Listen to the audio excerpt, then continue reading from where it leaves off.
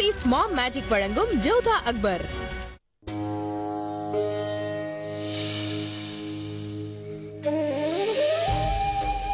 ஷெஹன்ஷா என்ன வேண்டுமானாலும் நினைக்கட்டும். ஷெரீஃபுதீன் என்னை சிறைக்கு அழைத்து என்னிடம் கூறியதை நான் ஷெஹன்ஷாவிடம் கூறியே ஆக வேண்டும்.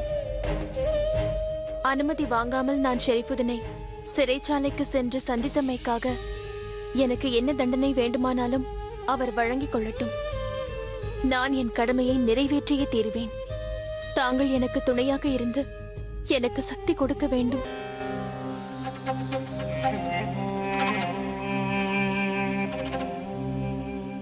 இன்றைய இந்த நிகழ்ச்சி ஆதம் கானிற்காக, முகலாய ராஜ்யத்தின் வெற்றிக்கு வித்திட்ட ஆதம் கானிற்காக என்னுடைய பாராட்டுக்கள். நன்றி ஷெஹன்ஷா. நிகழ்ச்சியை தொடங்குவதற்கு தாங்கள் அனுமதி தர வேண்டும்.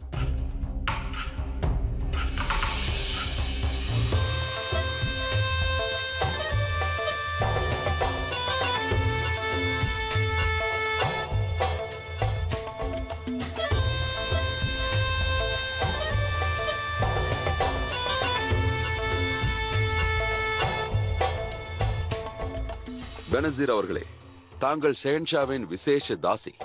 அவர் முன் எதற்கு இந்த திரை?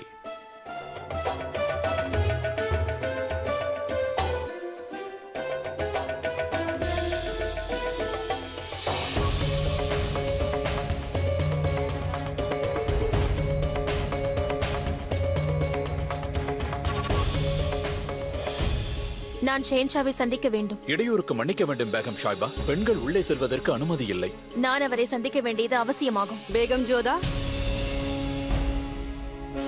என்ன விஷயம் பேகம் ஜோதா? இந்த நேரத்தில் இங்கு? நான் ஷெஹன்ஷாவை உடனே சந்திக்க வேண்டும். என்னை மன்னியுங்கள் பேகம் ஜோதா, நீங்கள் இந்த நேரத்தில் ஷெஹன்ஷாவை சந்திக்க முடியாது.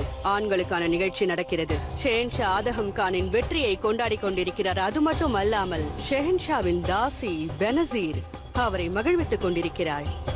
ஆனால் நான் அவரிடம்... எனக்கு தெரியும், இந்த நேரத்தில் வந்திருப்பதால் முக்கியமான காரியமாகத்தான் இருக்கும். இருப்பினும் நிகழ்ச்சி முடிந்த பிறகுதான் நீங்கள் ஷெஹன்ஷாவை சந்திக்க முடியும். இதுதான் அவருடைய கட்டளை. யாராக இருந்தாலும் வரக்கூடாது என்பது. ஒரு ஆலோசனை சொல்லவா? வெகு நாட்கள் கழித்து உங்கள் தங்கை உங்களை காண வந்திருக்கிறாள். அவளோட நேரத்தை செலவழியுங்கள். எப்படியோ நிகழ்ச்சி முடிந்த பிறகு ஷெஹன்ஷாவை சந்தித்து நிறைய பேச வேண்டியிருக்கும்.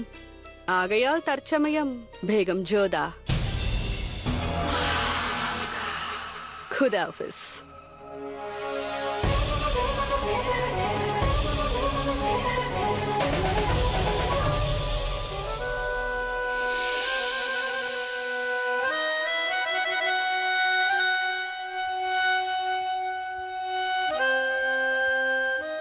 பெற்றுக்கொள்ளுங்கள்.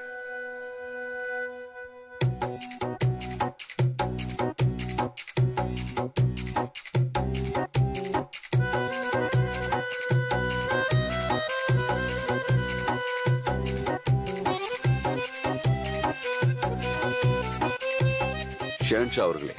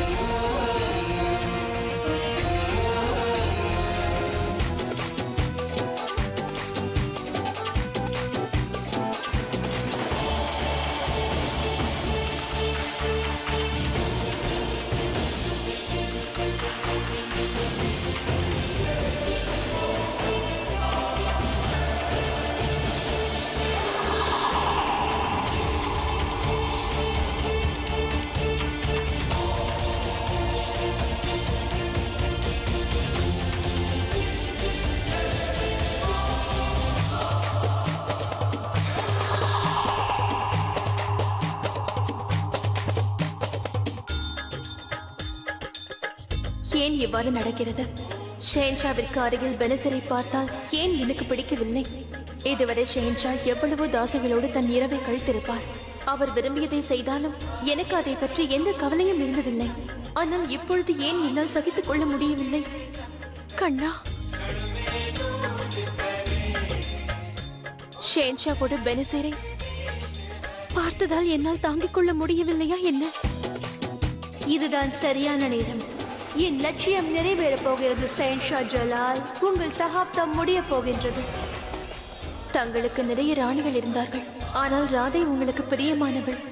இந்த அந்யோன்யத்திற்கு என்ன காரணம்? இதுவரை உங்களை எது இணைத்து வைத்துள்ளது? என் கேள்விக்கு பதில் அளியுங்கள் கிருஷ்ணா. எனக்கு ஏற்பட்ட சங்கடத்திற்கு காரணம் என்ன? இதுவரை ஷெஹன்ஷாவோடு என்னை நான் பகிர்ந்து கொள்ளவில்லை. இருந்தும் ஏன் இவ்வாறு?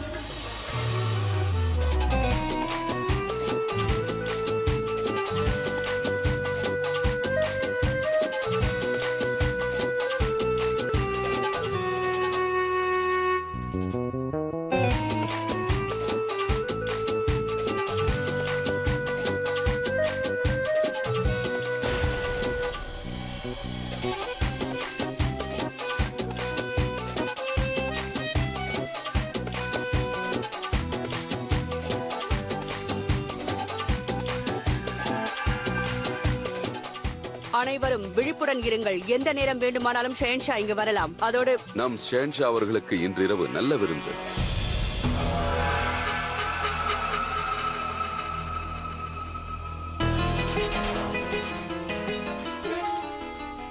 என்னவாயிற்று? நிகழ்ச்சி இப்போதுதான் ஆரம்பித்தது. அதற்குள் இவர்கள் வெளியே வந்து விட்டார்களே.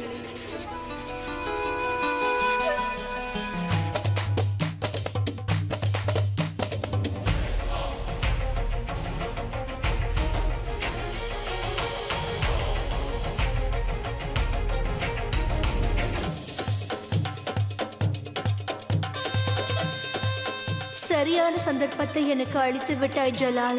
இப்பொழுது இது என்னுடைய தருணம். ஆரம்பித்து வைத்தவன் நீ. இப்பொழுது நான் முடித்து வைக்கிறேன். உன்னுடைய ஒரு விரலில் அந்த கோவர்த்தன மலையையே தூக்கி நிறுத்தியது போல துன்பம் என்று யார் உன்னிடம் வந்தாலும் அவர்கள் பிரச்சனையை நீ உன் பிரச்சனையாக எடுத்துக் கொள்கிறாய். நானும் உன் பாதங்களில் சரணாகதி அடைந்து விட்டேன் கண்ணா.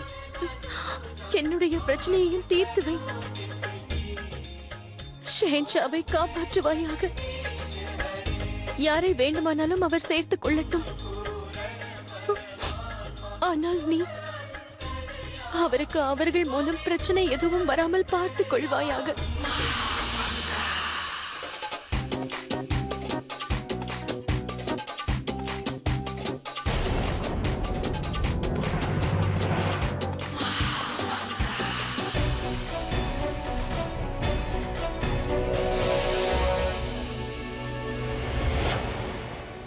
ஷெஹன்ஷா!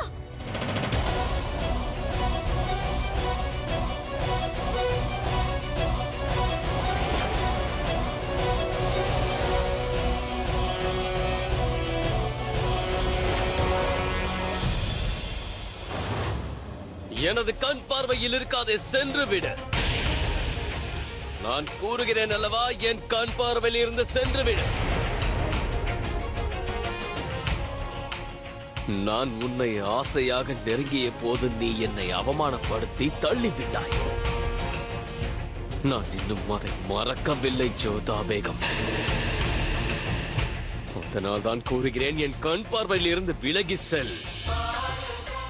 கொடிய விஷம் கொண்ட காளிங்கா என்ற சர்ப்பத்தை நீ அடக்கினாய். அந்த சர்ப்பத்தோடு நீ யுத்தம் புரிந்தாய். அதே போல் இன்றும் நீ யுத்தம் புரிய வேண்டும். என் மன கவலையையும் பிரச்சனையையும் நீதான் தீர்க்க வேண்டும் கிருஷ்ணா. எனக்கு துணையாக இரு. உன்னை வெறுக்கும் போது எப்படி துணையாக இருப்பேன்? நான் உன்னை அடியோடு வெறுக்கின்றேன் ஜோதா பேகம். எவ்வளவு முயற்சி செய்கிறேன் ஷெஹன்ஷாவிடமிருந்து ஜோதாவை பிரித்து வைப்பதற்கு. ஆனால் ஜோதாவின் நினைவை விட்டு ஜலாலால் பிரிய முடியவில்லை.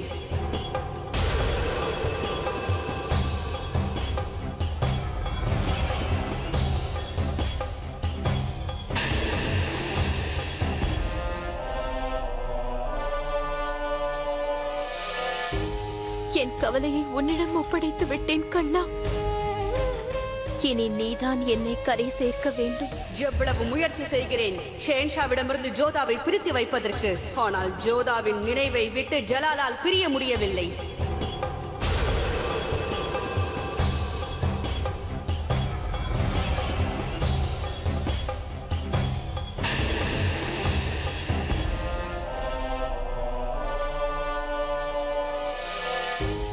என் கவலையை உன்னிடம் ஒப்படைத்து விட்டேன் கண்ணா.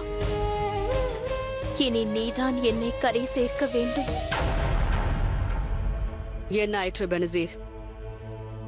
ஏன் இவ்வாறு கொண்டாட்டத்திலிருந்து நீ வந்து விட்டாய்? பரவாயில்லை, உனக்கு என்னிடம் அதை பற்றி கூற விருப்பமில்லை என்றால் கூற வேண்டாம். ஏனென்றால் நடந்ததை என் கண்களால் நானே பார்த்து விட்டேன். ஜலால் உன்னை போக சொன்ன விதம் தவறானது. ஆனால் நான் ஒன்றை கூறுகிறேன், அதை ஞாபகத்தில் வைத்துக்கொள். உலகத்திலேயே நீ மிகப்பெரிய அழகியாக இருந்தாலும் கூட ஒரு ஆணுடைய மனதிலும் எண்ணத்திலும் இன்னொருவர் குடிக்கொண்டிருந்தால் அவரை அடைவது சற்று கடினம். இவ்வாறு நடனமாடி பாட்டு பாடி மனதை கட்டாயப்படுத்தி வசப்படுத்திக் கொள்ள வேண்டும் என்று நினைப்பது எப்பொழுதும் பலிக்காது. இருந்தாலும் வருத்தப்படாதே, நீ நன்றாகவே முயற்சி செய்து பார்த்தாய். இம்முறை சாதிக்கவில்லை என்றால் என்ன, இன்னொரு முறை பார்த்துக் கொள்ளலாம். இவ்வாறு செய். அடுத்த முறை ஷெஹன்ஷாவின் இதயத்தில் இடம் பிடிக்க முயற்சி செய். ஷெஹன்ஷாவே உன்னை தேடி வரும் அளவிற்கு ஏதாவது புதுமையாக செய். உன்னால் அது முடியும் பெனசீர். ஷெஹன்ஷாவை அடைவதற்கு இதுவே சிறந்த வழி. ஆகையால் பெனசீர், இன்று நடந்த சம்பவத்தை நீ அடியோடு மறந்துவிடு. உன் இலக்கு மட்டுமே உனக்கு தெரிய வேண்டும். நான் கூறியதை பற்றி நீ சிந்தித்து பார். குதாஃபிஸ் பெனசீர். நான் என் இலக்கை அடைவதற்காகத்தான் இங்கு வந்தேன். என் குறிக்கோள் ஷெஹன்ஷாவின் இதயத்தில் இடம் பிடிப்பதல்ல.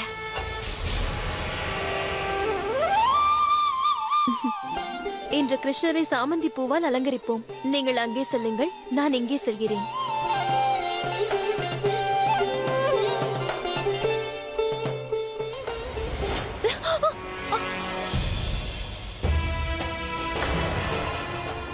எதற்காக இவ்வாறு செய்தீர்கள்? இவ்வாறு நடந்து கொண்டதற்கு என்னை மன்னித்து விடுங்கள். உங்களை காப்பாற்றுவதற்காகத்தான் நான் அப்படி செய்தேன். அங்கே பாருங்கள்.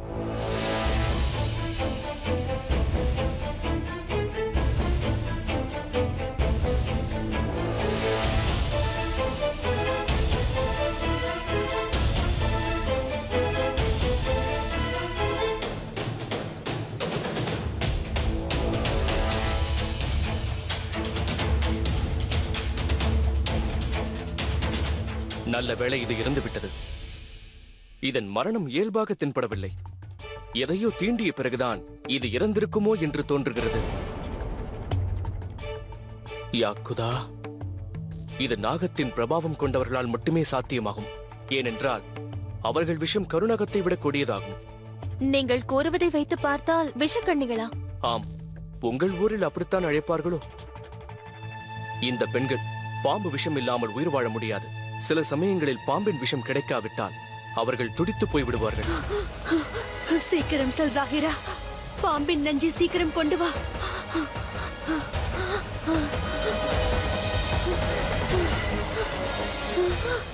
ஆம், இது போன்ற கதைகளை நானும் கேட்டிருக்கிறேன். சுயமாக அவர்களே பாம்பை கடிக்கும்படி செய்து கொள்வார்களாம். அது உண்மையாக இருக்கும் என்று அந்த சமயத்தில் நான் நினைக்கவில்லை.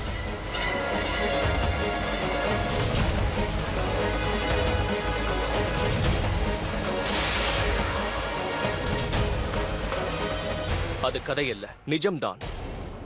அவர்கள் விஷக்கண்ணிகளாக பிறப்பதில்லை. சிறு வயது முதலே அவ்வாறு பழக்கப்படுத்தப்படுவார்கள். எப்பொழுதிலிருந்து உனக்கு இதை பழகினார்கள் பெனசீர்? எனக்கு 6 வயது முதல் பழக்கம். நான் மிகவும் ஏழ்மையான குடும்பத்தை சேர்ந்தவள். நான் சிறுமியாக இருந்தபோது ஒரு நாள் ஒரு பாம்பு என்னை கடித்து விட்டது.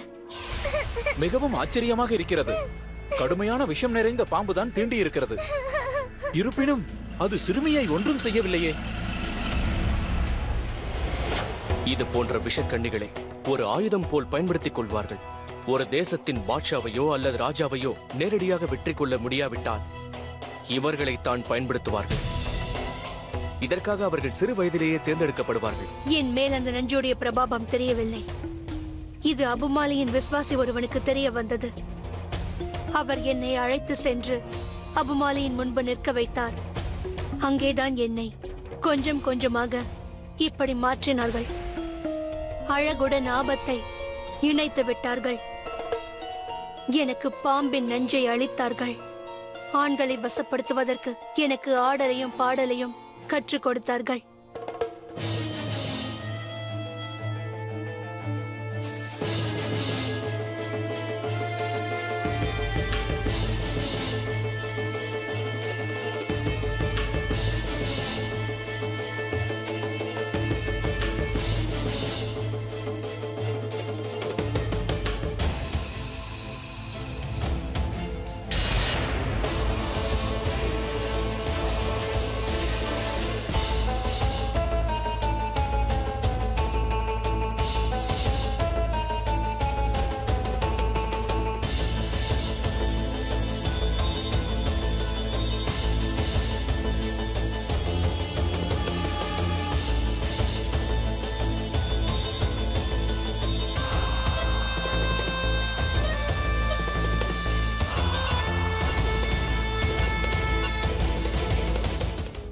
அவர்களை கண்டறிய மார்க்கம் இருக்கிறதா?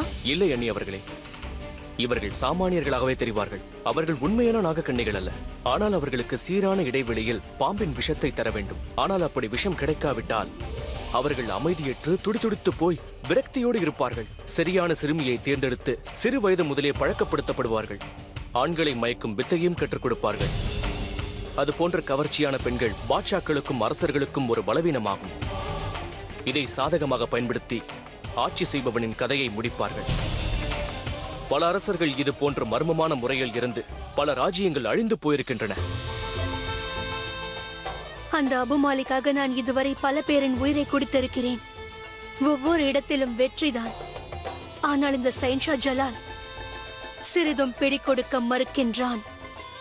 அபுமாலியின் எந்த ஒரு திட்டமும் இதுவரை நிறைவேறவில்லை.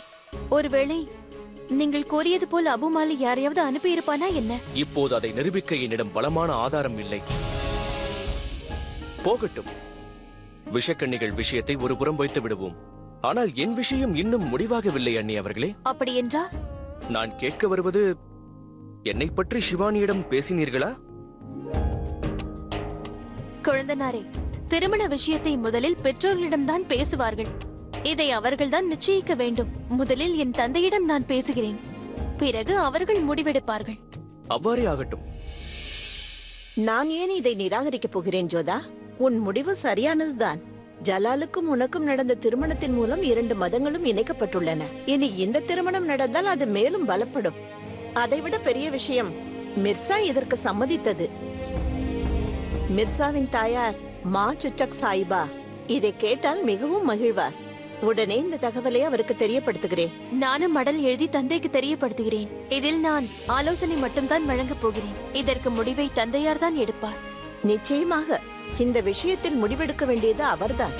நீ வேண்டுமானால் பார், இந்த திருமணம் நடந்தால் மிர்சா சிவானியை நன்றாக பார்த்துக் கொள்வான். எனக்கும் அதில் முழு நம்பிக்கை உள்ளது. அதனால் தானே இந்த விஷயத்தை உங்களிடம் எடுத்து வந்தேன். நீ ஒன்று செய் ஜோதா, உன் தந்தைக்கு இதை தெரியப்படுத்திய பிறகு மறக்காமல் ஜலாலிடமும் இதை தெரிவித்து விடு. ஆகட்டும் அத்தை. சலாம் வலைக்கும் ஜலால். வலைக்கம் அஸ்ஸலாம் பெரியம்மா. அமருங்கள். நன்றி. கூறுங்கள் பெரியம்மா, ஏதாவது முக்கியமான விஷயமா? ஜலால், உனக்கு முக்கியமானவர்களை நீ இவ்வாறு காயப்படுத்துவது நல்லதல்ல. நான் அப்படி யாரை கோபப்படுத்தினேன் பெரியம்மா? ஏன் தங்களுக்கு இவ்வாறு வருத்தம்? நான் பெனசீரை பற்றி பேசுகிறேன். நீ அவளை கோபப்படுத்தி விட்டாய். நீ நேற்று நடந்த நிகழ்ச்சியில் அவளை போக சொன்ன விதம் தவறானது.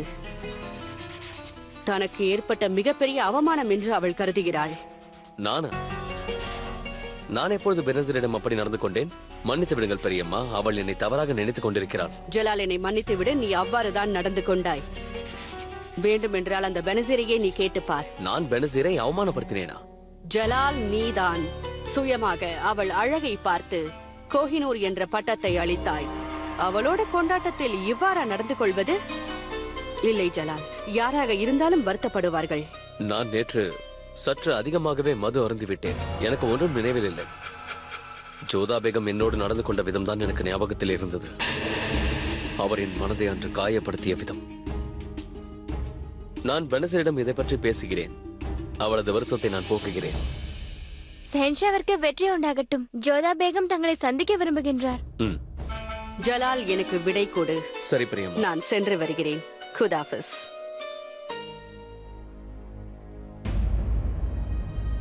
பேகம் ஜோதா, நீங்களா? நேற்று இரவில் இருந்து முக்கியமான வேலை என்று சொல்கிறீர்களே, அது இன்னுமா முடியவில்லை? ஆமாம் ஆமாம். நேற்று இரவு ஷெஹன்ஷாவை சந்தித்திருக்க மாட்டீர்கள். ஷெஹன்ஷா சற்று அதிகமாகவே போதையில் இருந்தார். மன்னியுங்கள், நேற்று நிகழ்ச்சியில் நீங்கள் கலந்து கொள்ள நான் தடை விதிக்க வேண்டியதாயிற்று. என்ன செய்வது? ஷெஹன்ஷாவின் கட்டளை ஆயிற்று. யாராக இருந்தாலும் வரக்கூடாது. பெனசீர், அவள் மட்டுமே உள்ளே செல்ல அனுமதிக்கப்பட்டிருந்தாள்.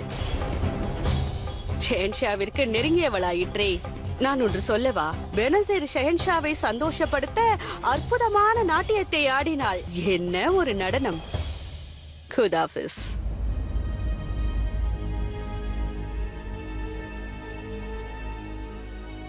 வணக்கம் ஷெஹன்ஷா. நான் கட்டளையிட்டேன் என்று பெனசீரை இங்கே வரச் சொல்லுங்கள். நான் அவளோடு சற்று பேச வேண்டும்.